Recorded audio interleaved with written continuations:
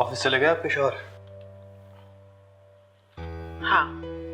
पता है क्या अम्मी, मुझे कभी कभी उनसे ज्यादा आप पे गुस्सा आता है। आप कैसे बर्दाश्त कर लेती हैं सब कुछ? किसी ना किसी को तो बर्दाश्त करना पड़ता है ना बेटा। मुझे लगता है कि आपकी इसी बात से वो शेर हो। इंसान को अपनी इज्जत खुद बना के रखनी होती है। तुम्हारी फ्लाइट कब है? उन्होंने पूछा है?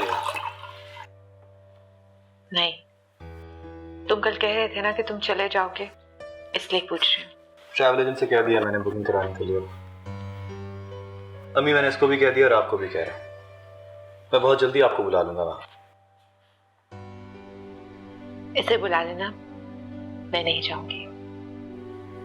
क्यों? इसलिए कि मेरी वहां कोई जरूरत नहीं है। मैं वहां जाके क्या करूंगी? आराम करेंगी अम्मी, और क्या करेंगी? आपने सारी जिंदगी बहुत मेहनत की है, बहुत खिदमत की है हमारी। अब हमारा वक्त है कि हम आपकी खिदमत करें। मैं अभी इतनी लाचार नहीं हुई कि दूसरों से खिदमत लूं। मैं यही खुश हूं। अब्बा की बातें सुन के कौन खुश रह सकता है अम्मी? अगर आप शाजिया की वजह से कह रही हैं तो।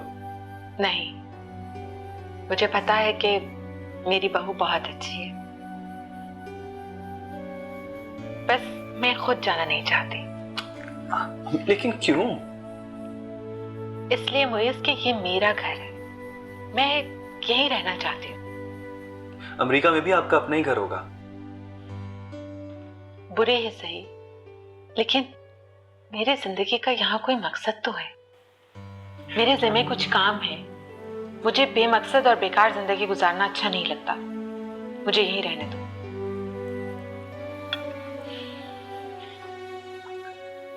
अरे मेरी तो आंखें ही तरस गई थी तुम्हें देखने को। कितना अरसा हो गया है। तुम शादी पे जो नहीं आई थी इसीलिए। कैसे आती, लंदन गई हुई थी। तुम्हें तो पता ही है ना, हर तीसरे महीने जाना पड़ता है मुझे वहां। एक तो वो थकावट, ऊपर से इस सफर की थकावट। तो अब थक के चूर हो गई। हालांकि बिजनेस क्लास में आई, लेकिन सफर तो सफर होता है ना। हाँ बिल्कुल, अब तुम तो बिजनेस क्लास में आई, मैं तो फर्स्ट क्लास में आई पेरिस से, और आए हुए भी इतने दिन हो गए मगर आज तक थकन नहीं गई। तुम और पेरिस कब गई थी भाई? मैं फहद की शादी से एक हफ्ता पहले ही आई। बहू के सारे जूते और बैग वहीं के हैं। अच्छा अच्छा, है कहाँ बहू तुम्हारी? माशाल्लाह अभी नमाज पढ़ रही है। सुबह सवेरे हर रोज 2 रकत नमाज पढ़ती है फहद की सलामती के लिए। आती होगी, आ गई। अस्सलाम वालेकुम। वालेकुम अस्सलाम, जीती रहो। प्यारी है ना मेरी बहू? हाँ माशाल्लाह। बस मुझे तो डर लगता है कि इसे कहीं नजर न लग जाए किसी की। वैसे एक काम करो ना सबा, एक शीशे का बॉक्स बनवाओ, उसमें रख लो अपनी बहू को यहाँ सजा के। दरअसल जलने वालों से बहुत डर लगता है भाई, अल्लाह बचाए उनकी बद नजर से। वैसे मैंने सुना है आजकल की जो अच्छी शक्ल की लड़कियां होती है ना, उनके चाल चलन कुछ इतने ठीक नहीं होते। अरे बेटा तुम्हारी बात नहीं कर रही भाई, मैं तो कहती हूँ कि शक्लो सूरत जैसी भी हो, सीरत अच्छी होनी चाहिए, जैसे मेरी बहू की है।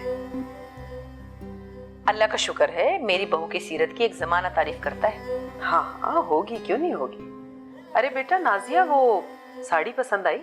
मुझे बहुत पसंद आई थी, इतनी खूबसूरत थी कि बस। हाँ मैंने टैग लगा छोड़ दिया भाई। मैंने कहा अगर वापस करनी हो तो अपनी पसंद से कोई बदल के ले लो। नहीं नहीं, मुझे बहुत पसंद आई। हाँ हाँ क्यों नहीं अच्छी लगती भाई, मेरी पसंद है, मुझे पता था तुम्हें जरूर अच्छी लगेगी। अरे हाँ सबा, वो तुमने जो साड़ी दी थी ना मेरी बहू को, बुरा ना मनाना, वो मैंने अपनी मासी की बेटी की शादी में दे दी उसे। भाई एक तो रंग बड़ा तेज गुलाबी था, ये कहाँ पहनती, दूसरा ये कि उसका सिल्क जरा मामूली था। वो खुश हो गई बेचारी। देखो बातों बातों में भूल ही गई भाई, पहली दफा देख रही हूँ बहू को, उसकी मुंह दिखाई। बेटा दरअसल बहू की मुंह दिखाई मैं रखती नहीं हूँ, गरीबों में बांट देती हूँ। चाय पियो ना, ठंडी हो रही है। रहने दो, पाउडर के दूध की चाय मैं नहीं पीती, पेट खराब हो जाता है।